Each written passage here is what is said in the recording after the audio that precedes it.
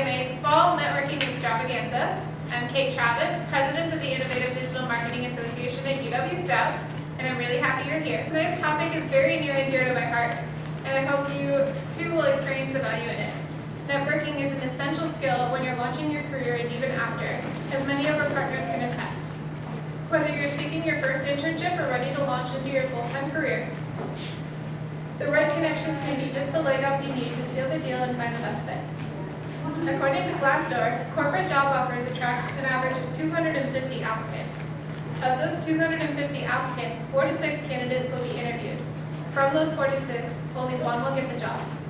And while there are many other factors in your application that may carry you through a few rounds of elimination, your social network is one factor that is rapidly growing in clout. A 2016 report by JobBite Recruiter Nation stated that 87% of recruiters are using LinkedIn to check candidates. They're looking for more than just connections. They're looking for recommendations and interactions. They want social proof, if you will, that you've got the sparkle and shine that they've been looking for.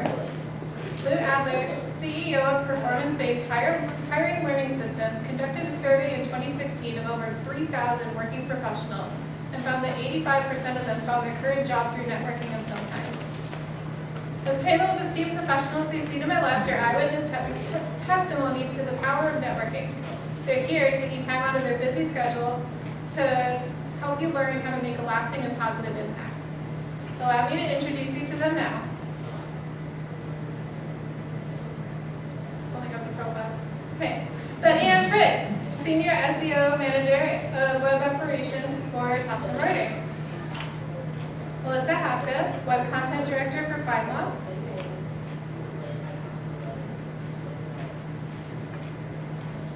Niemiec, Manager of Web Strategy for Collegis Education. Tellijohn, Managing Partner of Aktion Interactive. And Vruwink, Marketing Intern Team Lead at Royal Credit Union. Please give them a round of applause.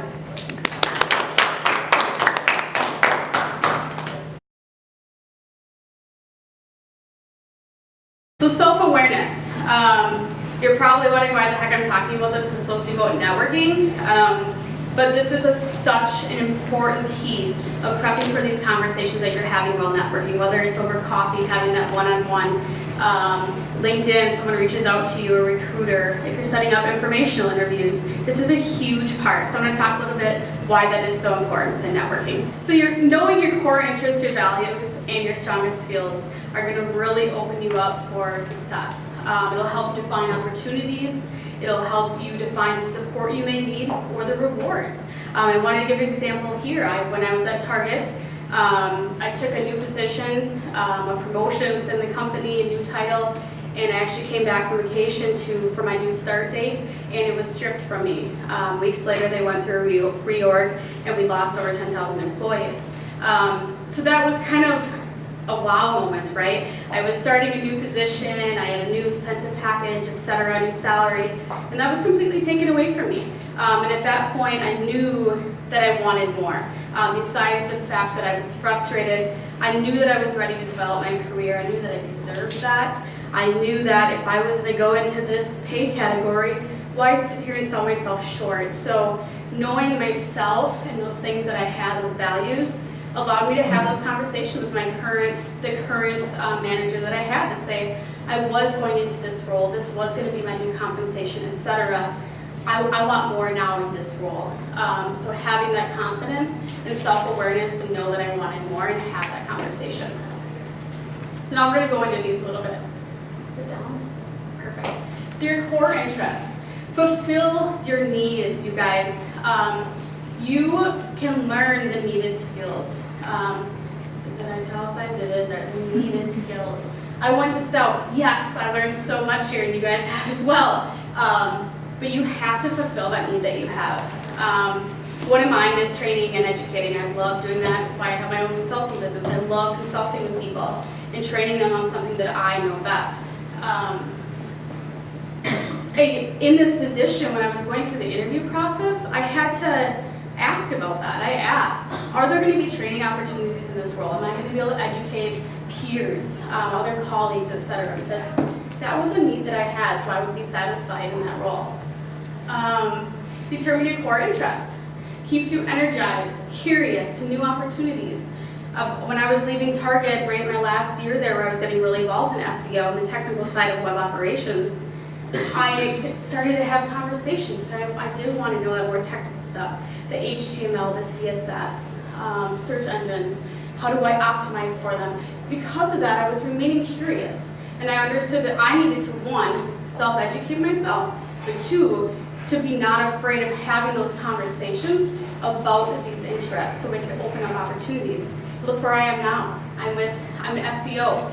I specialize in that, but I'm within the broader team of web operations because I knew I had that interest and I wasn't scared to fulfill that need. I feel like I'm out of breath. I know I only have so many minutes. Okay. You're good. Thank you. Your values. I'm just going to get to the next slide, you guys, so I don't miss any important You things. can relax. We got it. I want time for networking now to practice. Your values. So your career will be most satisfying when it's consistent with your values, your work values, your personal values, etc. Financial, intellectual, collegiality, prestige, lifestyle. There is no wrong value, you guys. And you look up there and you see financial reward, well, that's greedy. You know, mom and dad always tell you money doesn't buy everything. How can that be a value? It is a value. When you want to build a family and you have a social life that you want to keep up, you might need that salary. You might need that incentive package. I am pregnant right now and expect I'm due in April. So work-life balance is very important for me. I can work from home anytime that I need to. So those are some of those things you need to keep in mind when you're looking for these roles and having these conversations. Obviously, your strongest skill sets. Have an inventory of these, current and the ones you want to develop, again, because you want to find those other opportunities. Here's a few items. You can obviously speak to your skill sets better, but the other thing to keep in mind is including the soft skills. Communication, you're a team player, you have a positive energy, your work ethic is great. Keep those in mind, you guys. That's a big piece of it in your career, so make sure you can speak to those. Another place, we talked about LinkedIn. Kate brought up LinkedIn. Perfect place to think about your current skill sets, and where to showcase them on LinkedIn. Put them out there and talk about them. And that's how people are going to start networking with you when you have those consistent skills. And this is my really corny thing to end on. There's no one else just like you. Cultivate your personal brand. And that's kind of why I started with my first slide, having my background and my logos and my fun little pictures of the things I like to do. Know yourself and unlock a door to success. I would love to give more examples, kind of like I did with the Target one. So please grab me when we're practicing and networking and shaking hands. That's a piece of networking. We're going to do that here after this. But please don't hesitate to reach out now or after. Connect with me on LinkedIn. And just to end, I can't tell you guys enough how important this has been for me and my career and where I'm at now, is being self-aware, not selling myself short, knowing my interests, and going after them. So thank you.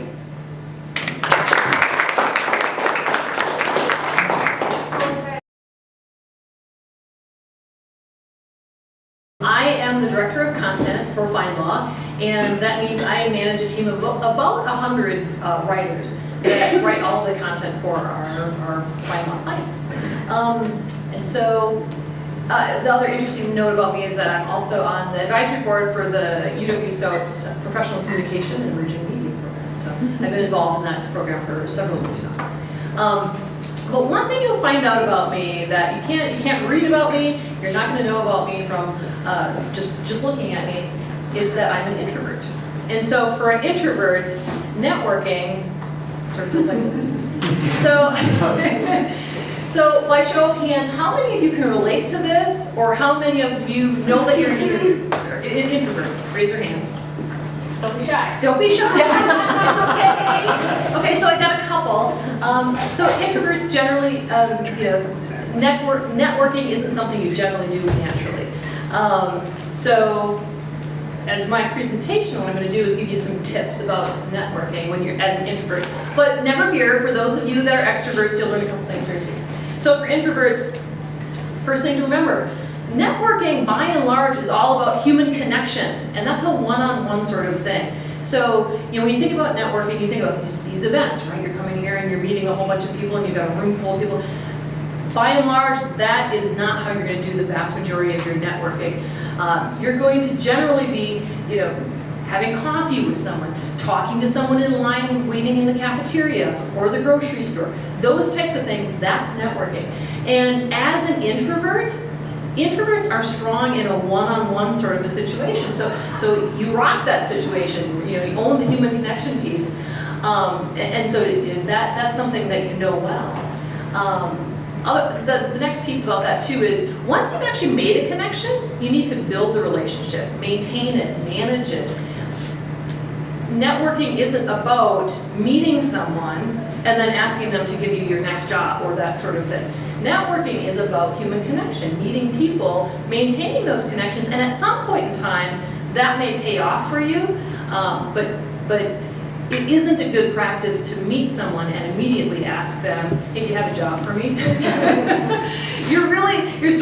You're building up your resources, you're expanding your network for the future, and so the relationship part of it is really, really important.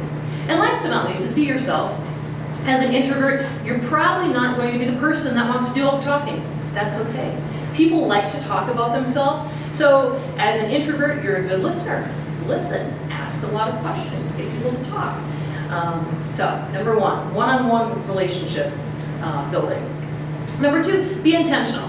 So as an extrovert, most extroverts, and Bettyann mentioned this, you love networking, and you just do kind of naturally. It just happens, right? As an introvert, that doesn't necessarily happen. So for myself, being intentional is really important. So I set a goal. I know it sounds really corny, I know it sounds forced, but I set a goal. So in a situation, as an example, I'll give you a couple examples.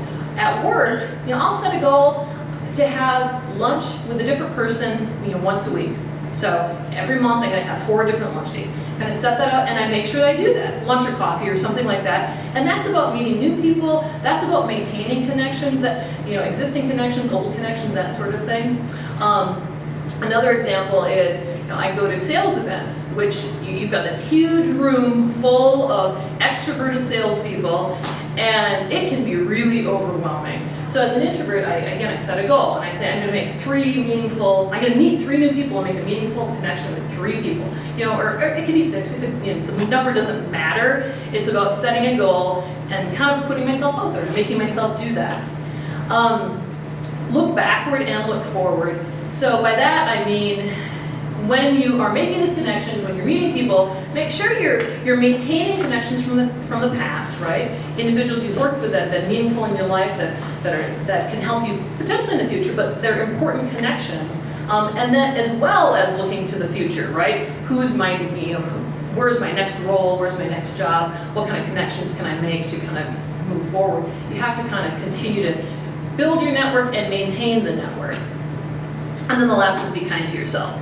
So if I'm at one of those big sales events and I've met the number of people that I've decided to meet, is it 6 people for the night, is it 3? It depends on the situation. Be kind to yourself. I let myself go. The night, I leave. The night may still be young and the extroverts are going strong. I decide, okay, I've done my 6, I'm leaving now. Because being in that kind of situation is extremely exhausting for an introvert. So be kind to yourself, cut yourself some slack. And the last tip is learn from an extrovert. So, we all have extroverts in our lives. You may be extroverts, and those of you that are extroverts, think about this when you're interacting with an introvert. It is so much more comfortable for an introvert to be along for the ride with an extrovert. So a couple of examples, when I was in high school, when I was in college, my younger brother, who was about a year younger than me, he was extremely extroverted. And it was so comfortable to go with him to different events. I went with him everywhere because he knew everyone. And it took so much pressure off of me. On a similar note, at work, I once worked for a boss who was extremely extroverted, and he did a really, really great job of, when I was with him, he would do the introductions, he would do the, and once I've met the person, I can maintain the connection. It's kind of that first step that can be really a little bit difficult as an introvert, so, you know, there's extroverts. Be with them, also observe what they do. Extroverts are really, really good at making those connections, and I had this aha moment when I was watching my boss one time, and he was just, you know, he would engage with people, and I thought, you know, it seems so silly and so obvious, but as an introvert, again, that kind of just like natural engagement is not always something that doesn't come naturally. And so now I try to make a point when I'm having, you know, an interaction with, or you know, like meeting someone in the hallway, kind of to engage with them and just say, hi, how are you doing, and that sort of thing. Makes people comfortable, you know, makes the whole networking thing much more comfortable. So I have one slide. It seems like everybody's got a bunch of slides. So actually I'm remembering advice from one of my old bosses that said, in order to do a great presentation, you need to have at least 2 or 3 things. You either need to be well prepared, know your stuff, or charismatic. So I'm hoping to know my stuff and be charismatic tonight. But yeah, my name is Niemiec. I had the great experience of working with Kate at Thomson Reuters last year. So I'm happy to be here in front of everybody. So I am involved right now in SEO and CRO. So the gist of my job is trying to get, with SEO, get people to a website, and with CRO, trying to get people to convert. So my whole job is, I'm just trying to get people to take steps. Trying to, with the search engine, take a step into the site.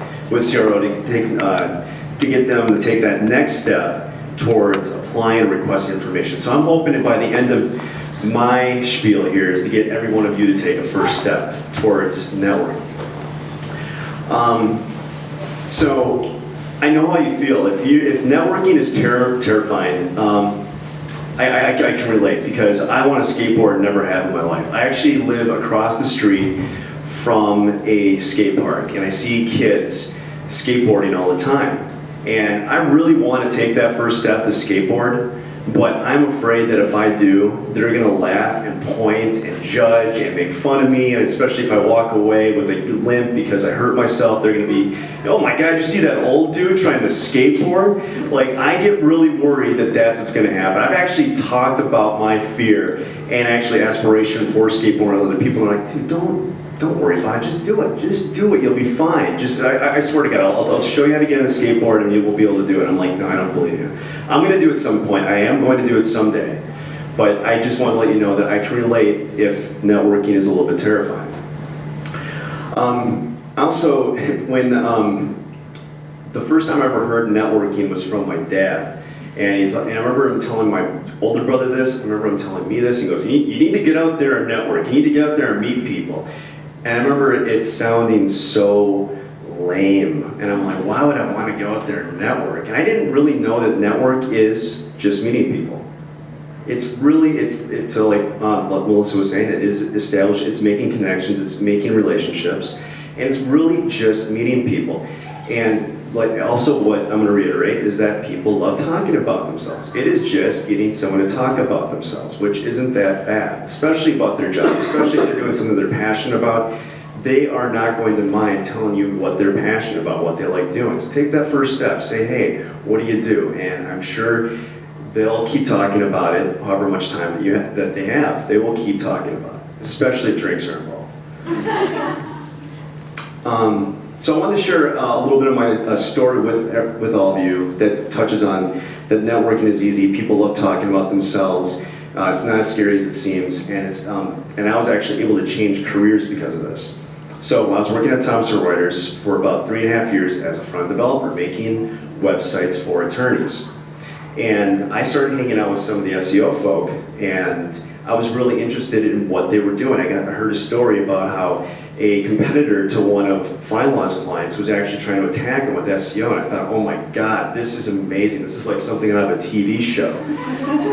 And so I wanted to keep learning more about it. And so I ended up working more with them and started developing more interest. I ended up telling my boss at the time, I said, hey, you know what, I'm a front developer, but I kind of want to get into SEO. And he goes, well, you know who you should meet? You should go and you should meet Melinda.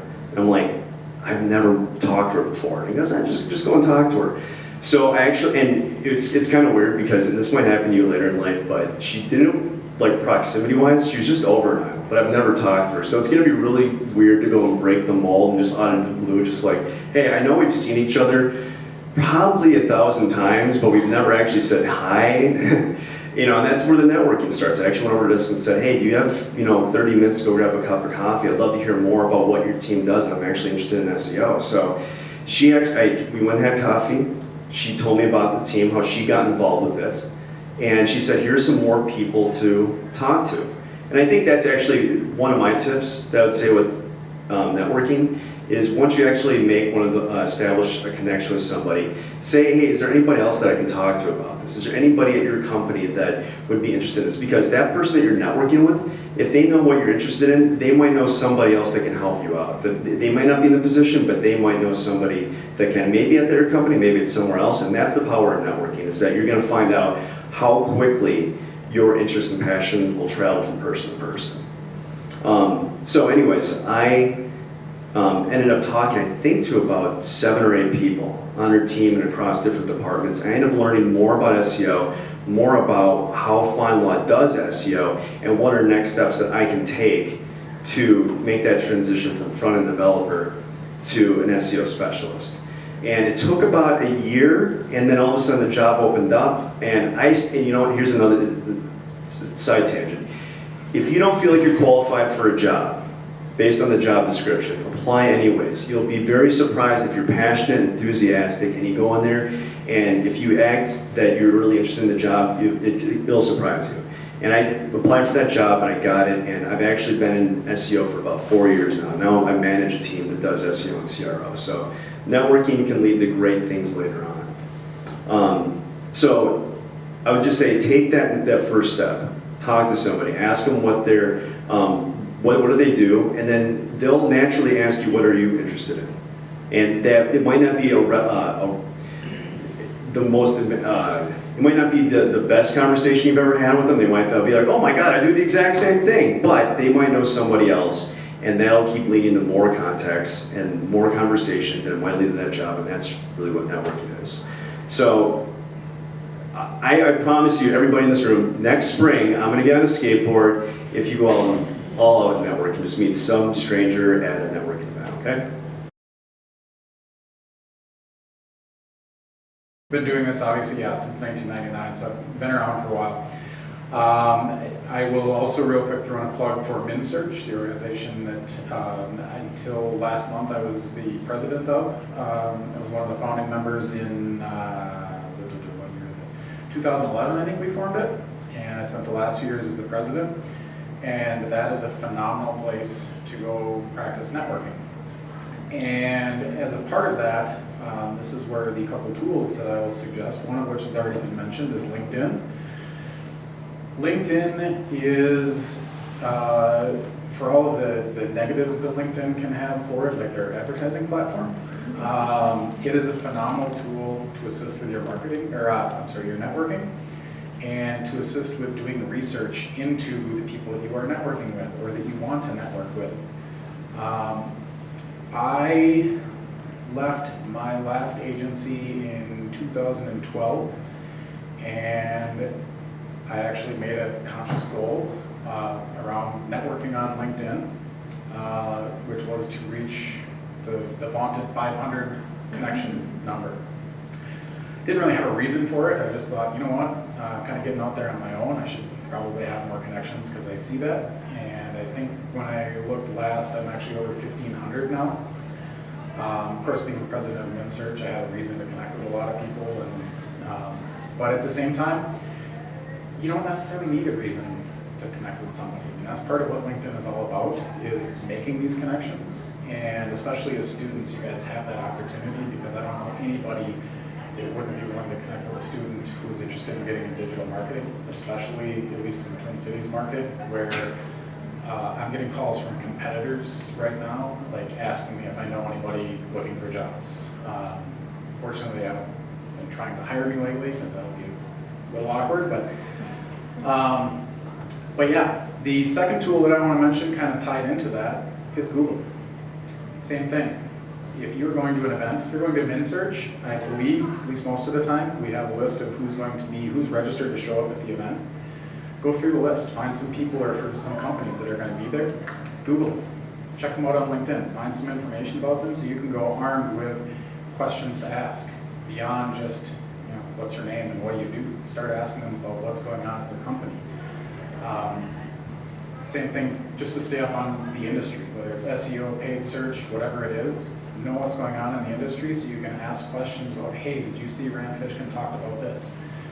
Did you see Will Reynolds talk about this? What are your thoughts on it? Because especially for those of us that are actually kind of introverted at events like that, which there's actually a lot of us there that are, you want to get us talking about that kind of stuff, and we won't shut up. And just real quick too, wanted to kind of end with one of my successes in networking, which is the agency that I run. So myself and another former FindLaw guy started an agency in 2012. We've been doing it full time since 2014 or 15. And to date, I think I've spent a total of about $35 on marketing, using paid search when I was goofing around with it. Set up a campaign, got a few clicks. Don't think I ever even got a lead from it. We've been around this long because of the personal networks that we have. Because I've been on the agency side since 2006. I've met a lot of people, stayed in touch with a lot of those people. As those people have gone and gotten new jobs, started new companies, even some of them started their own agencies. I stay in touch, I see what's going on. On LinkedIn, I see, hey, they've just changed a job. I reach out to them and say, hey, congrats, let's get together for coffee and talk about what the new role is, what the new company is doing. And you'd be surprised how often, in my case, that turns into new clients. But it could turn into new job opportunities, new opportunities for growth. So that's all I wanted to say. Hello, hello. All right, I am the tail end presenter here, so nothing like following up those past four excellent professionals. Mine's going to be like much less professional. But my name is Vruwink, and I am the marketing intern team lead at Royal Credit Union. So I work out of our corporate center in Eau Claire. But if you're not familiar with Royal Credit Union, we serve western Wisconsin and eastern Minnesota. And I just started at Royal last summer, so I've been in my position just over a year, but I've had some really great opportunities that I wanted to talk with you about because they relate directly to networking and kind of redefining your idea of what networking is, that it doesn't have to be a labeled, half an hour long networking event, but it happens in the most unexpected places, and sometimes when you're just completely off the wall, like I said, unexpected. So in my past year at Royal, I was able to attend the CUNA GAC. In the credit union industry, there's like acronyms for everything. So that's the Credit Union National Association's Governmental Affairs Conference. So what that means is we traveled to Washington, D.C., myself and a group of other credit union professionals from the state of Wisconsin, and we talked to elected officials about legislation for credit unions. Now I know that sounds very stuffy and kind of boring, but it actually came down to networking. We walk into the offices of Sean Duffy and we're talking with his staffers, and we maybe talked about policy for 10 minutes out of our half-an-hour conversation, and instead it was about their favorite restaurant back home in Wisconsin, or let's think, it was around Brewers, so they were talking about baseball for a while. At another visit, we made a connection because one of the staffers' children graduated from UW-Eau Claire. We started talking about Eau Claire and the development there. And so I guess my point there is that networking, you do have these goals going in. Our goal is to talk about pieces of legislation, but we ended up talking about the Chippewa River and new buildings being built in Eau Claire. So realizing that yes, you have your goal and you should stick to that, but at the end of the day, we're all humans. And so it's okay to talk about things that are not on your networking goal sheet. And again, a very unexpected place when you're in a business suit and you're at the National Capitol. not quite expecting that, but it was a neat networking experience for me. And then also this past year, I was able to attend the Bank Social conference in Miami. And so that is a social media and digital marketing conference for financial institutions. And I led a workshop about social engagement. And again, that was totally networking because out of a 3-hour chunk, we obviously had our objectives, our presentation that we were going to touch on. But it's important to get to know other people's needs as well, making sure it's that two-way conversation, and that if somebody had a specific question about, our Facebook Live and what we were doing, it was that mutually beneficial conversation throughout. A little bit of my background as far as education. I went to UW-Stevens Point, and I graduated in May of 2015. So I am very fresh in my career. Still have a lot to learn, but networking has come up, throughout college since I graduated, and transplanting myself to a new city from Stevens Point to Eau Claire.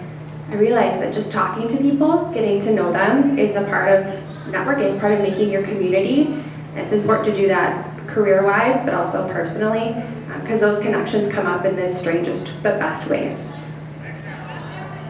So I'm going to go into the specifics of networking. I know Dean and I were talking earlier that my presentation is going to be more of all the stuff that I've screwed up on in the past few years and how you can avoid it.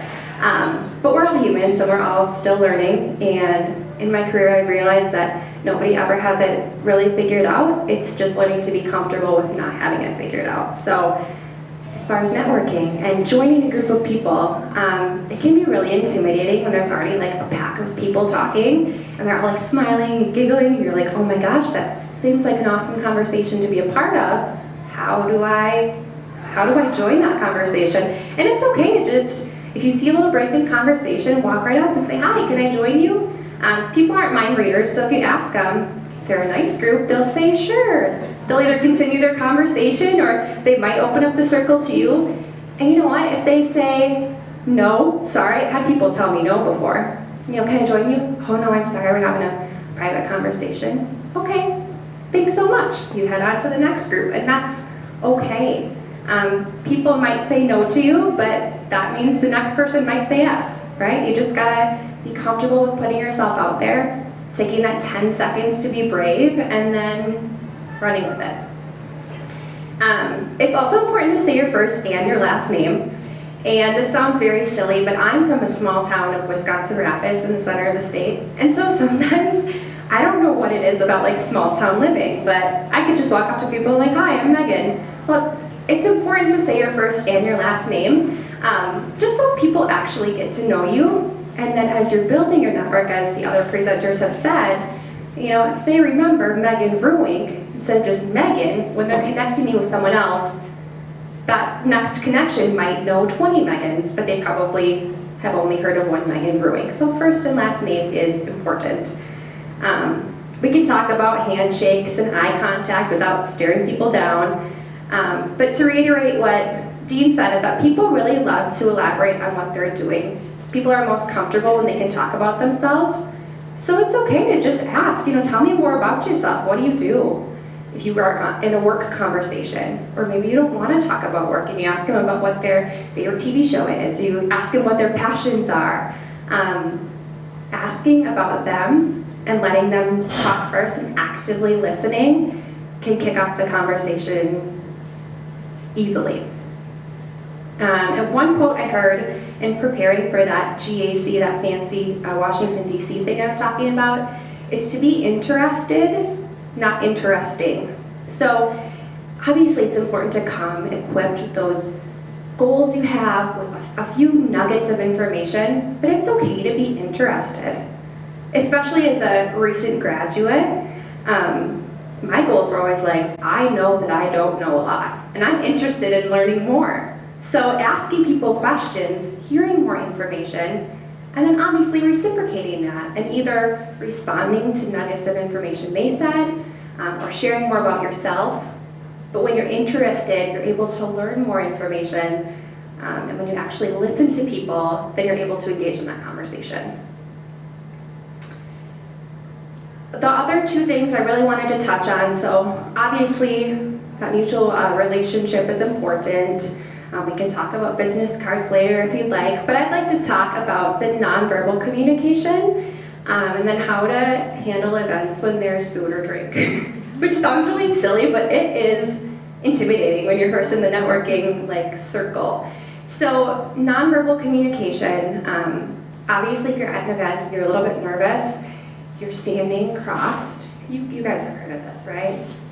Obviously that this isn't quite as inviting, even if your legs are crossed, your fingers are crossed, or somehow that's making you a little bit more closed off. So just being physically present and open, especially if it's a room where it's kind of loud. When you first approach somebody, they might not hear you say, "Hi, can I join you?" But if you're open, "Hi, can I join you?" it's different than, "Hi, can I join you?" Just physically, it gives a different message. And then attire. I've heard this advice to dress for the job you want, not for the job you have.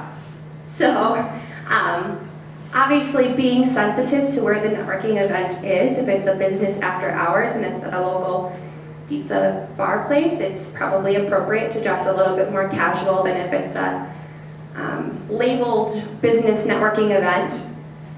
But in general, just be mindful that what you're wearing and your physical appearance at that very first interaction before you even speak is an important piece of the puzzle. And then lastly, networking events with food or drinks. So I have made the mistake of coming to networking events and being super nervous and not knowing anyone, and they say, "Grab some food," and I'm like, okay, this is something for me to do. So I fill up a huge plate, get a nice cup of water, and then all of a sudden, I've got 2 full hands. And when I start talking to people, I don't know, what do I do with my plate? Where do I put my water? And that sounds really silly, but when you're meeting strangers for the first time, sometimes little things like holding a plate or your water can throw you off just enough. So I don't know that I have it all figured out, but it's important just that that's another element to networking events. Figure out what's right for you. And then obviously, if you're at adult beverage networking events, just be careful of that too, because when people are nervous, sometimes you indulge when you shouldn't. So those are my silly, but hopefully helpful nuggets of information. And I'd love to talk more with each of you when we have some free time here. All right, thanks so much to each of our partners. This has been fantastic to hear each of your perspectives. It's nice to get such a diverse group of professionals to kind of hear these tips from.